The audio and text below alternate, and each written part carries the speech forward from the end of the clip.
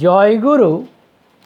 আমি অনেক দিন ধরে ভাবছিলাম যে ঠিক কী ধরনের ভিডিও করলে আপনারা খুশি হবেন, আনন্দিত হবেন।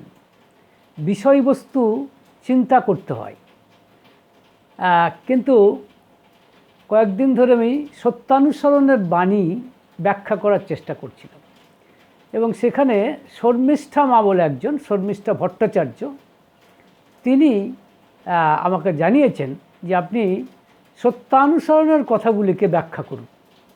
এটা আমি মনে করি আমার কাছে একটা দিগন্ত উন্মোচিত হলো। সত্যিই তো, কোথায় খুঁজে বেড়াবো বিষয়বস্তু যেখানে এরকম একটি নবগীতা আছে, সত্যানুসরণ, স্বয়ং ঠাকুরের নিজের হাতের লেখা, শ্রী ঠাকুর অনুকূলচন্দ্রের।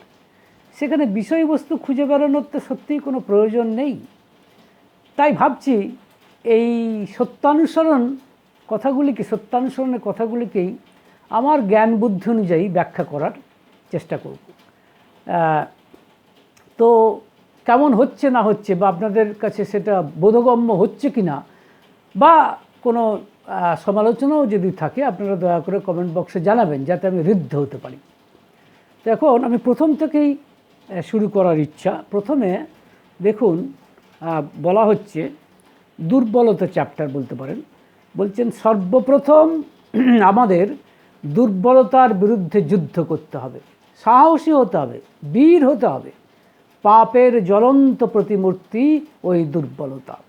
তারাও যত শীঘ্র পারো ওই রক্ত চৌষণকারী অবসাদ উৎপাদক ভ্যাম্পায়ারকে। স্মরণ করো তুমি সাহসী, স্মরণ করো তুমি শক্তির তনয়, স্মরণ করো তুমি পরমপিতার সন্তান। আগে সাহসী হও, অকপট হও, তবে জানা যাবে তোমার ধর্মরাজ্যে ঢুকবার অধিকার জন্মেছে। এই পর্যন্তই আজকে আমরা আলোচনা করব। এখন দেখুন, প্রথমেই তিনি বলছেন দুর্বলতা সম্পর্কে। বলছেন সর্বপ্রথম আমাদের দুর্বলতার বিরুদ্ধে যুদ্ধ করতে হবে। এখন তাহলে দুর্বলতাটা কি? আমার যেটুকু মনে হয়েছে, দুর্বলতা হচ্ছে আমাদের মধ্যে যে বৃত্তি প্রবৃত্তিগুলি আছে তার অভিভূতিই হচ্ছে দুর্বলতা। বৃত্তি প্রবৃত্তি আপনারা সবাই জানেন যে কাম, ক্রোধ, লোভ, মোহ, মদ ও মাশ্চর্য, এই 6টি বৃত্তি প্রবৃত্তির কথা বলা হয়। এটিও কিন্তু ঈশ্বরেরই সৃষ্টি। এখন প্রশ্ন হচ্ছে, তাহলে এগুলোকে রিপু, অনেকে রিপু বলেন। রিপু মানে শত্রু। সত্যি সত্যিই কিন্তু এটা শত্রু নয়। যদি সঠিক ব্যবহার করা যায় তাহলে এটা মিত্র, কিন্তু আমরা সঠিক ব্যবহার করতে পারি না। কিন্তু প্রশ্ন হতে পারে, যদি বৃত্তি প্রবৃত্তিগুলো না থাকতো তাহলে কি হতো? তাহলেও কিন্তু ভুল হতো। ভুলটা এই যে এগুলো আছে বলে আমি আমার জীবনকে আস্বাদন করতে পারছি। যেমন কোনো কামনাই যদি আমার না থাকতো তাহলে তো আমি অবমানব হয়ে যেতাম, অর্থাৎ সাবম্যান হয়ে যেতাম। বা লোভ, ধরুন লোভ যদি না থাকতো তাহলে আমার খাদ্য হজমই হতো না। কিন্তু আমার যদি 2টো রসগোল্লা খেয়ে আমার শরীর ভালো থাকে, তো সেটাই তো খাওয়া উচিত, কারণ সেটাকে আমি সঠিকভাবে আত্মীকরণ করতে পারবো। কিন্তু যদি 2টোর জায়গায় 200টা খেয়ে ফেলি তাহলে সেটা আমার শরীরের পক্ষে ক্ষতিকারক হবে। এই যে 200টা খেয়ে ফেলা, তার মানে লোভ আমাকে খেয়ে ফেলেছে। হ্যাঁ, তো এখন অর্থাৎ তখন বৃত্তি প্রবৃত্তি আমার মালিক হয়ে দাঁড়িয়েছে। অথচ উচিত ছিল বৃত্তি প্রবৃত্তিগুলি হচ্ছে আমার চাকর, আমি তাদের মালিক, আমি তাদের ইচ্ছা অনুযায়ী ব্যবহার করব। কিন্তু বাস্তবতা পারছি না। এটাকেই বলে প্রবৃত্তির অভিভূতি। ইংরেজিতে বলে অবসেশন অফ কমপ্লেক্সেস। ইংরেজিটাও আমাদের একটু জানার দরকার। এখন না জানলেও অসুবিধা নেই, কিন্তু জানলে ব্যাপারটা বুঝতে আরও সুবিধা হয়। এখন এই যে দুর্বলতার কথা বলা হচ্ছে, এগুলো কি? প্রবৃত্তির অভিভূতি। এখন এই প্রবৃত্তির অভিভূতিতে কি কেবল আমরা নিজেরাই, আমাদের সাধারণ মানুষ এই অভিভূতিতে ভুগি? যারা তথাকথিত অত্যন্ত উচ্চমানের মানুষ তারা কি ভোগেন না? অবশ্যই ভোগেন। যেরকম অর্জুন, অন্যদের কথা বাদই দিন, স্বয়ং অর্জুন। আচ্ছা ভাই, আমি যে অংশটি পড়লাম সত্যানুসরণের, সেটির ইংরেজিটাও আপনাদের একটু পড়ে দিই। বলছেন, first of all we must wage war on weakness. We must be bold and brave. For weakness is sin incarnate. For weakness is sin incarnate. Drive it away at once, this depressing, blood-sucking vampire. Say you are bold, the offspring of might. Believe You are a son of Father of Supreme. Father the Supreme. Before all else, be daring, be sincere. Then it is clear you have the right to enter the kingdom of heaven.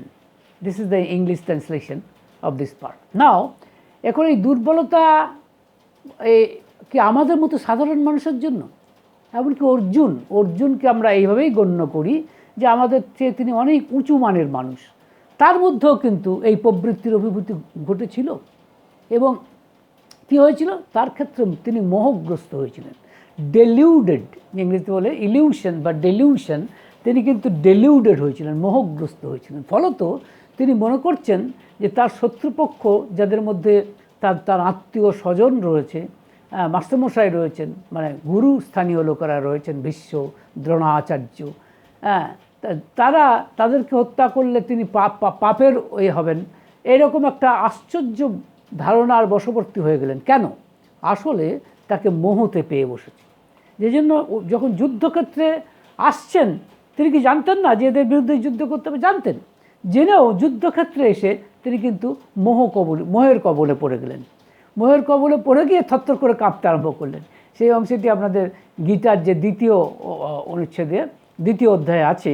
Sanjay উবাচ তং তথা কৃপয়াভীষ্টম অশ্রুপূর্ণাকুলেক্ষণম বিষীদন্তম ইদম বাক্যম উবাচ মধুসূদন। মানে তিনি একেবারে অশ্রুপূর্ণ নয়নে, মানে চোখ জলে ভরে গেছে, এইভাবে অর্জুন বলছে। কি বলছেন? আমি যুদ্ধ করব না। কেন? কারণ এরকম তখন এই অবস্থা দেখে ভগবান শ্রীকৃষ্ণ বলছেন, কুতস্ত্বা কস্মলম ইদম বিষমে সমুপস্থিতম অনার্যজুষ্টম অসর্গম অকীর্তিম করমর্জুন। কি বলছে অর্জুন তুমি? ভগবান শ্রীকৃষ্ণ বলছেন যে এইরকম মানে অনার্য সুলভ কাজ, অসর্গম সুলভ কাজ, এরকম অকীর্তি সুলভ কাজ তোমার মতো ক্ষত্রিয়ের পক্ষে এটা তো শোভা পায় না। অত্যন্ত ভুল কাজ করছো, তুমি মোহগ্রস্ত হয়েছে, এটা তিনি বোঝাতে চাইছেন। এবং পরবর্তী যে শ্লোক, 3 নম্বর শ্লোক, দ্বিতীয় অধ্যায়ের 3 নম্বর শ্লোকটি একেবারে অত্যন্ত পপুলার এবং এটা স্বামী বিবেকানন্দ খুব পছন্দ করতেন এই শ্লোকটিকে। শ্লোকটি কী বলছে? ভগবান শ্রীকৃষ্ণ যেন অর্জুনকে চাবুক মারছেন। কি বলছেন? ক্রৈবং মাস্মগম পার্থ নৈতত্ত্বয়ুপপদ্যতে ক্ষুদ্রং হৃদয় দৌর্বল্যম তক্ত্বা তিষ্ঠ পরন্তপ। মানে তোমার এই দুর্বলতা ত্যাগ করো, ইমিডিয়েট ত্যাগ করো। এইরকম একটা অবস্থায় তুমি দুর্বলতাগ্রস্ত হয়ে পড়েছো, এই দুর্বলতা তুমি ইমিডিয়েট ত্যাগ করো। কিন্তু পারছেন না, অর্জুন কিন্তু পারছেন না, দুর্বলতাগ্রস্ত হয়ে পড়েছেন। এবং ভার্চুয়ালি এই যে কুতস্ত্বা কস্মলম ইদম ক্লৈবং মাস্মগম পার্থ নৈতত্ত্বয়ুপপদ্যতে ক্ষুদ্রং হৃদয় দৌর্বল্যম তক্ত্বা তিষ্ঠ পরন্তপ। এই অর্থটাই হচ্ছে এরকম যে অর্জুন, এই নপুংসকতা, তোমার এই নপুংসতা প্রাপ্ত হও না, তোমাকে এটা মানাই না, এটা তুচ্ছ হৃদয় দৌর্বল্য, এছাড়া আর কিছু নয়। কাজে যুদ্ধের জন্য প্রস্তুত হও। একই কথা কি শ্রী ঠাকুর অনুকূলচন্দ্র বলছেন না যে সর্বপ্রথম দুর্বলতার বিরুদ্ধে যুদ্ধ করতে হবে? তাহলে এটি কি নবগীতা নয়?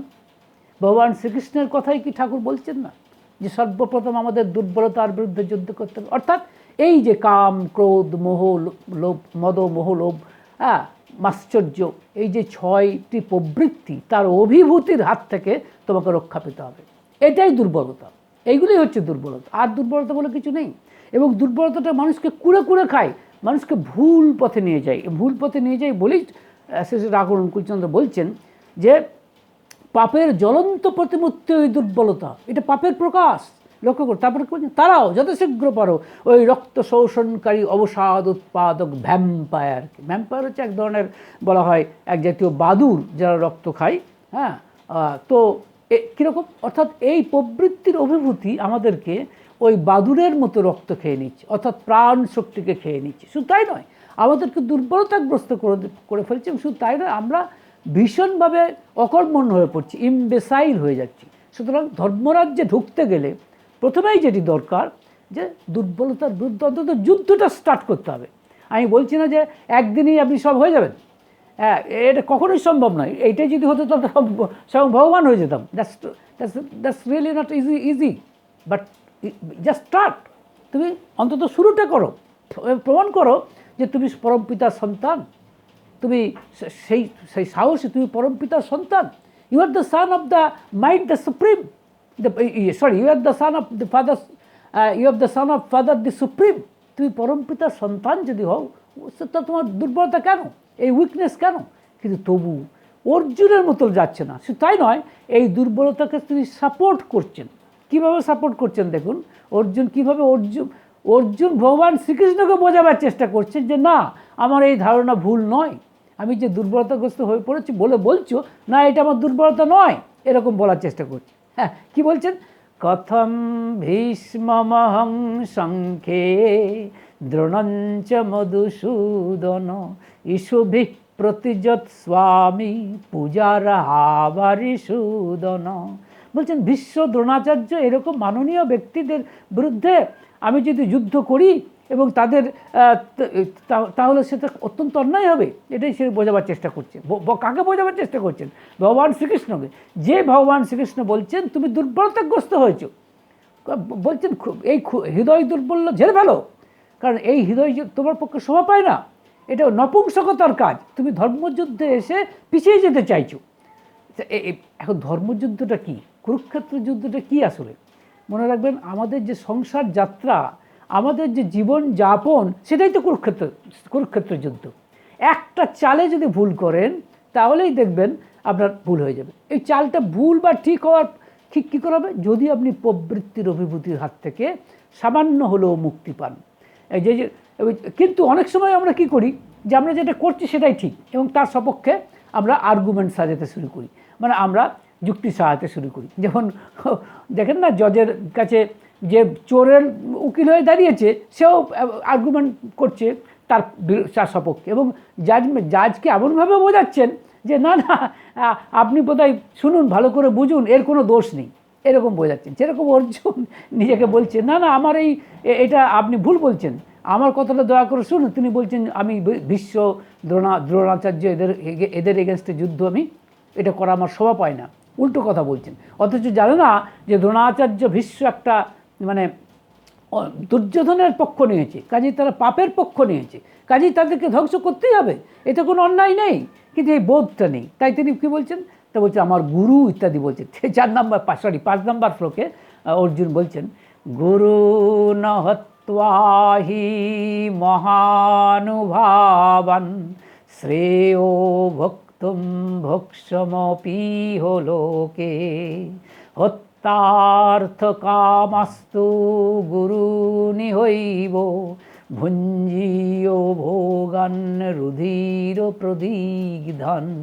বলছেন এই গুরুদেরকে হত্যা করে যদি সেই রক্তে আমার হাত, যেন সেই রক্তে আমি নিজেকে স্নান করব, এটা কীরকম কথা? এরকমভাবে বোঝাবার চেষ্টা করছেন, নানান রকম যাকে বলে।